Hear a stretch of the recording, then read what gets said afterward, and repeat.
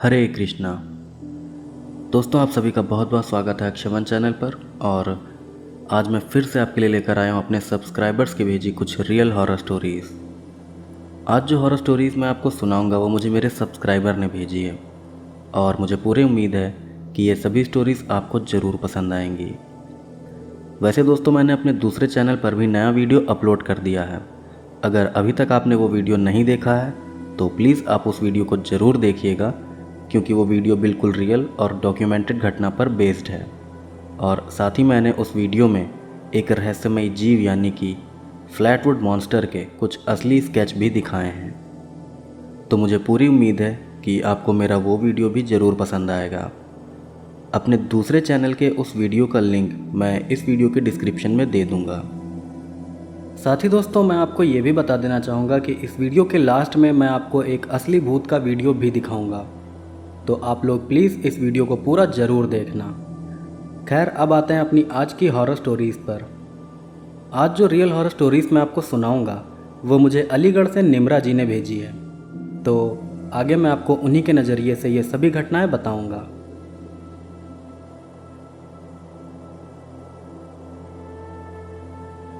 मेरा नाम निम्रा है, मैं अलीगढ़ से हूँ, और आज मैं आपको कुछ बिल्कुल रियल पैरानॉर्मल घटनाएं बताने जा रही हूँ। आज जो पैरानॉर्मल घटनाएं मैं आपको बताऊंगी उनमें से 2 पैरानॉर्मल घटनाएं मेरे पापा के साथ और एक घटना मेरी दादी के साथ हुई थी। तो सबसे पहले मैं आपको वो डरावनी घटना बताती हूँ जो मेरे पापा के साथ हुई थी। तो ये बात आज से बहुत साल पहले की है। उस समय मेरे पापा और उनकी फैमिली गांव में रहते थे। मेरे पापा का गांव उत्तर प्रदेश राज्य के बदायूं जिले में पड़ता है। मेरे पापा के गांव वाला घर काफ़ी बड़ा था और उस घर में एक बहुत बड़ा आंगन भी था, जिसमें कई बड़े बड़े पेड़ भी लगे हुए थे। उसी आंगन में मेरे पापा और उनके परिवार के लोग चारपाई डालकर लेटा करते थे। जिस समय ये घटना मेरे पापा के साथ हुई थी उस समय वो सिर्फ 10 साल के थे। तो ये बात आज से बहुत साल पहले की है। तब एक बार दोपहर के समय मेरे पापा अपने गांव वाले घर के आंगन में चारपाई पर लेटे हुए थे। तभी अचानक से मेरे पापा के दादाजी आए और उन्होंने मेरे पापा से कहा कि बेटा चलो ज़रा बाग से लकड़ी लेकर आते हैं, तुम्हारी अम्मी को चूल्हे पे खाना बनाना है और उनके पास लकड़ियाँ ख़त्म हो गई हैं। दादाजी की बात पर पापा ने कहा कि अरे अभी तो बहुत धूप हो रही है, हम लोग शाम को लकड़ी लेने चलते हैं ना, तब तक धूप भी कम हो जाएगी। पापा की इस बात पर दादाजी ने कहा कि तुम्हारी अम्मी अभी कुछ बनाने जा रही हैं, इसलिए उनको लकड़ियों की ज़रूरत अभी है, इसलिए चलो जल्दी से लकड़ियाँ लेकर आ जाते हैं, इसमें ज़्यादा टाइम भी नहीं लगेगा। दादाजी की ये बात सुनकर मेरे पापा उनके साथ लकड़ियाँ लाने के लिए चल देते हैं, लेकिन जल्दी जल्दी में मेरे पापा अपनी चप्पल पहनना भूल जाते हैं और वो नंगे पैर ही दादाजी के साथ लकड़ियाँ लेने चले जाते हैं। मेरे पापा के दादाजी आगे आगे चल रहे थे और मेरे पापा उनके पीछे पीछे। कुछ दूर इसी तरह चलने के बाद कड़ी धूप की वजह से मेरे पापा के पैर जलने लगते हैं। पैर जलने की वजह से मेरे पापा गुस्सा जाते हैं और वो दादाजी से कहते हैं कि मेरे पैर जल रहे हैं, मैं वापस घर जा रहा हूँ, आप अकेले ही लकड़ी ले आओ। गुस्से में इतना बोलकर मेरे पापा वहाँ से वापस घर की तरफ चल देते हैं। तब दादाजी पीछे से पापा को अपने साथ चलने के लिए आवाज़ लगाते रह जाते हैं, लेकिन पापा उनकी बात पर ध्यान नहीं देते और वो वापस अपने घर आ जाते हैं। फिर जब पापा घर पहुंचते हैं तब वो देखते हैं कि उनके दादाजी घर में ही एक चारपाई पर सो रहे हैं। ये देखकर मेरे पापा बहुत हैरान रह जाते हैं, लेकिन वो दादाजी को नींद से नहीं जगाते हैं, बल्कि वो दादाजी के नींद से उठने का इंतज़ार करने लगते हैं। फिर जब दादाजी नींद से जागते हैं तब मेरे पापा उनसे पूछते हैं कि दादाजी आप तो दोपहर में मेरे साथ लकड़ियाँ लेने बाग की तरफ गए थे, फिर मेरे घर वापस आने से पहले ही आप घर आकर सो कैसे गए? तब पापा की इस बात पर उनके दादाजी ने कहा कि मैं तो बहुत देर से यहीं पर सो रहा हूँ, मैं तुम्हारे साथ लकड़ियाँ लेने कहीं नहीं गया था। दादाजी की ये बात सुनकर पापा बहुत हैरान रह जाते हैं और तब मेरे पापा दादाजी से कहते हैं कि अगर आप मेरे साथ लकड़ियाँ लेने नहीं गए थे तो आपके जैसा दिखने वाला वो आदमी कौन था जो मेरे साथ लकड़ियाँ लेने गया था? इसके बाद पापा ने अपने साथ हुई पूरी बात दादाजी को बता दी।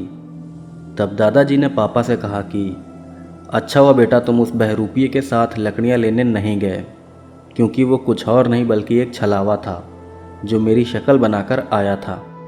वो छलावा अपने साथ ले जाकर तुमको मार डालता।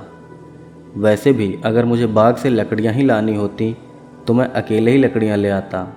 लकड़ियाँ लाने के लिए मुझे तुम्हारी क्या ज़रूरत थी। दादाजी की ये बात सुनकर मेरे पापा बहुत डर गए। तब दादाजी ने समझाते हुए मेरे पापा से कहा कि आगे से तुम ध्यान रखना कि अगर कोई तुमको भरी दोपहर में या रात में बार बार अपने साथ कहीं चलने को कहे तो तुम उसके साथ कभी भी मत जाना, भले ही वो तुम्हारा कोई जानने वाला ही क्यों ना हो, क्योंकि वो शख्स कोई छलावा भी हो सकता है।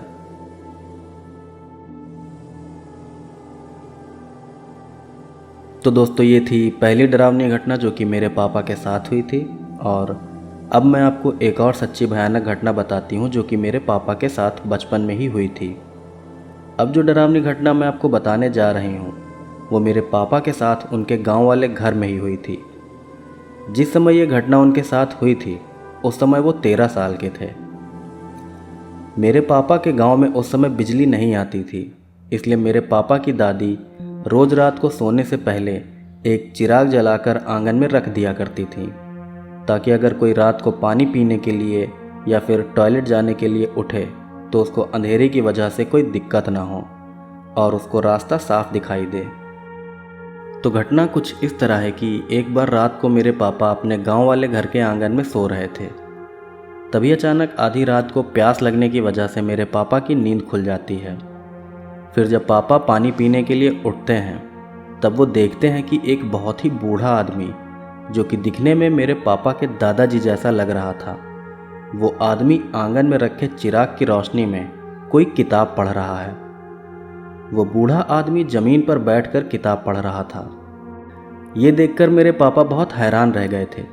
वो सोच रहे थे कि आखिर दादाजी इतनी रात को चिराग की रोशनी में किताब क्यों पढ़ रहे हैं। लेकिन मेरे पापा दादाजी से बहुत डरते थे, इसलिए उन्होंने उस बूढ़े आदमी से कुछ नहीं कहा और उस रात पापा बिना पानी पिए ही सो गए।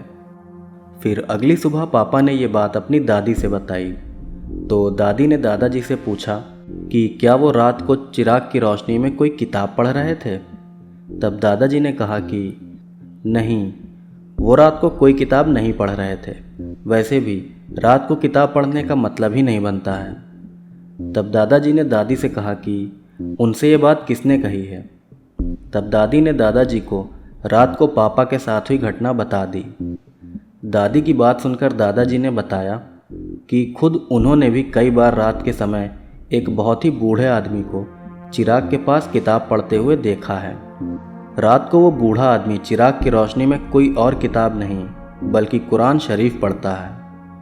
दादाजी ने यह भी बताया था कि वो बूढ़ा आदमी एक अच्छी रूह यानी कि आत्मा है जो उनके घर में रहती है। वो रूह कभी किसी को नुकसान नहीं पहुंचाती। फिर दादाजी ने मेरे पापा से कहा कि तुम्हें उस रूह से डरने की ज़रूरत नहीं है, क्योंकि वो रूह किसी को नुकसान नहीं पहुंचाती है। लेकिन आगे से अगर तुम कभी भी उस रूह को देखना तो ना तो तुम उस रूह से कोई बात करना और ना ही कभी उसको आवाज़ लगाना। तुम पूरी तरह से उस रूह को नज़रअंदाज कर देना। इस घटना के बाद भी मेरे पापा ने कई बार रात के समय उस बूढ़े आदमी को चिराग के पास किताब पढ़ते हुए देखा था, लेकिन अब पापा को उस बूढ़े आदमी से बिल्कुल भी डर नहीं लगता था और पापा अब उसको हमेशा नज़रअंदाज कर दिया करते थे।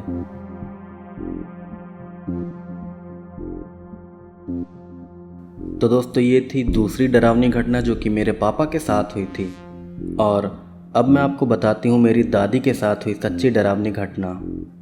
ये घटना भी बहुत साल पहले मेरी दादी के साथ हुई थी। तब मेरे पापा और उनका पूरा परिवार गांव वाले घर में ही रहते थे। मेरी दादी बहुत ही निडर स्वभाव की थी। उनको कभी भी भूत प्रेतों से डर नहीं लगता था।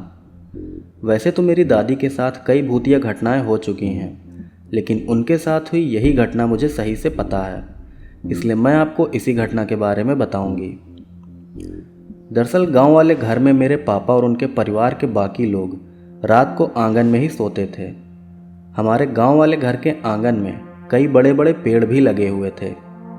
तो इसी तरह एक बार रात को मेरे पापा की मम्मी यानी कि मेरी दादी आंगन में चारपाई पर सो रही थी। फिर अचानक आधी रात को किसी वजह से दादी की नींद खुल गई। नींद खुलने के बाद दादी की नज़र आंगन में लगे एक पेड़ के ऊपर गई और तब उन्होंने देखा कि उस पेड़ के ऊपर कोई शख्स बैठा हुआ है। इतनी रात को पेड़ के ऊपर किसी को बैठा देखकर दादी को बहुत हैरानी हुई थी। अंधेरे की वजह से दादी उस शख्स को पहचान नहीं पा रही थी, लेकिन उनको इतना ज़रूर दिख रहा था कि कोई शख्स पेड़ पर बैठा हुआ है। फिर तभी दादी ने देखा कि पेड़ पर बैठे उस शख्स ने पेड़ के ऊपर से ही सफ़ेद रंग की एक चादर नीचे दादी के पास फेंक दी। वो सफ़ेद चादर दादी के बिल्कुल पास आकर गिरी थी। फिर जब दोबारा दादी ने पेड़ पर बैठे उस शख्स की तरफ अपनी नज़र घुमाई, तब उन्होंने देखा कि अब वहाँ पर कोई भी नहीं है। पेड़ पर बैठा वो शख्स अचानक ही वहाँ से गायब हो गया था। फिर जब दादी ने ज़मीन पर पड़ी उस चादर की तरफ अपनी नज़र घुमाई, तब उन्होंने देखा कि वो सफ़ेद चादर भी अब वहाँ से गायब हो चुकी है। ये सब देखकर दादी बहुत हैरान रह गई थी। साथ ही दादी ये भी समझ गई थी कि पेड़ पर बैठा वो शख्स कोई इंसान नहीं बल्कि एक साया था। इस बात से मेरी दादी बिल्कुल भी नहीं घबराई और फिर दोबारा से दादी अपनी चारपाई पर सो गई। मेरी दादी के साथ हुई ये एक भूतिया घटना थी जो कि मुझे मेरी दादी नहीं बताई थी। इसके अलावा दादी ने मुझको एक और घटना बताई थी जो कि मैं आपको बताती हूँ। दरअसल दादी ने मुझे बताया था कि उनके गांव वाले घर में कई भैंसें भी पली हुई थीं। वो भैंसें हमारे गांव वाले घर से थोड़ा दूर एक जगह पर बांधी जाती थीं और दादी रोज़ उस जगह जाकर उन भैंसों का दूध निकालती थीं। दादी बताती थी कि जिस जगह पर उनकी भैंसें बांधी जाती थीं वहाँ पर एक छलावा भी लगता था। वो छलावा अक्सर मेरी दादी को परेशान किया करता था, लेकिन वो छलावा दादी को कभी नुकसान नहीं पहुँचाता था। तो दादी ने बताया था कि एक बार वो भैंस का दूध निकालने के लिए गई थी। दादी एक बाल्टी में भैंस का दूध निकाल ही रही थी कि तभी एक भैंस का बच्चा उनके बिल्कुल बगल से होकर निकलता है।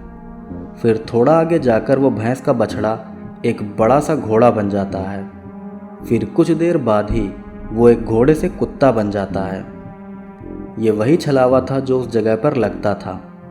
उस छलावे को इस तरह रूप बदलते देखने के बाद भी मेरी दादी डरी नहीं, बल्कि उन्होंने गुस्से में उस छलावे से कहा कि इधर आ गधे, अभी तुझे बताती हूँ, तू मुझे डराने की कोशिश कर रहा है। दादी के इतना बोलते ही वो छलावा वहाँ से गायब हो गया। फिर दादी भी भैंसों का दूध निकालकर वहाँ से घर चली जाती हैं। भैंसों के बाड़े के पास लगने वाला वो छलावा अक्सर ही मेरी दादी को डराने की कोशिश किया करता था, लेकिन मेरी दादी कभी भी उस छलावे से डरती नहीं थी। वो छलावा कभी दादी को कोई नुकसान नहीं पहुंचाता था, वो बस दादी को इसी तरह डराने की कोशिश किया करता था। तो दोस्तों, आज का वीडियो यहीं पर ख़त्म होता है और अब मैं आपको दिखाता हूँ भूत का एक असली वीडियो। अब जो वीडियो मैं आपको दिखाने जा रहा हूँ वो अमेरिका के कनेक्टिकट राज्य में रहने वाले विलियम नाम के एक शख्स ने शेयर किया था। दरअसल विलियम ने अपने रहने के लिए एक नया फ्लैट लिया था, लेकिन उस नए फ्लैट में शिफ्ट होने के बाद से ही विलियम के साथ कई अजीबोगरीब घटनाएं हो रही थीं। अपने साथ हो रही इन अजीब घटनाओं से परेशान होकर विलियम ने अपने कमरे में एक सीसीटीवी कैमरा लगवा दिया था ताकि वो देख सके कि आखिर उनके साथ हो क्या रहा है। फिर एक दिन जब विलियम अपने कमरे में सो रहे थे तब उनके साथ फिर से एक अजीब घटना हुई, पर अब की बार वो अजीब घटना सीसीटीवी कैमरे में रिकॉर्ड हो गई। इस वीडियो में आप बिल्कुल साफ साफ देख सकते हैं कि एक अजीब सा काला साया बहुत तेज़ी से भागता हुआ जाता है और दीवार पर लगी टीवी के पास जाकर गायब हो जाता है। साथ ही इस साये के गायब होते ही उस कमरे की लाइट भी जलने लगती है।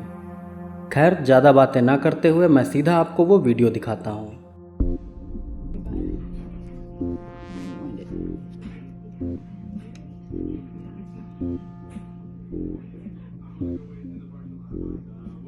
It didn't even pick up that motion. तो दोस्तों, आज का वीडियो यहीं पर ख़त्म होता है। अगर आपको वीडियो पसंद आया हो तो प्लीज़ आप इस वीडियो को लाइक करिएगा।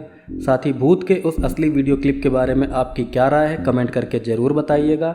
इसके अलावा अगर आप मेरे चैनल पर नए हैं तो प्लीज़ आप मेरे चैनल को सब्सक्राइब कर लीजिएगा ताकि इसी तरह की और भी रियल हॉरर स्टोरीज़ आप सुन सकें। इसके अलावा दोस्तों आप मेरे दूसरे चैनल का वीडियो भी ज़रूर देखिएगा, क्योंकि वो वीडियो बिल्कुल असली घटना पर आधारित है और मुझे पूरी उम्मीद है कि वो वीडियो आपको ज़रूर पसंद आएगा।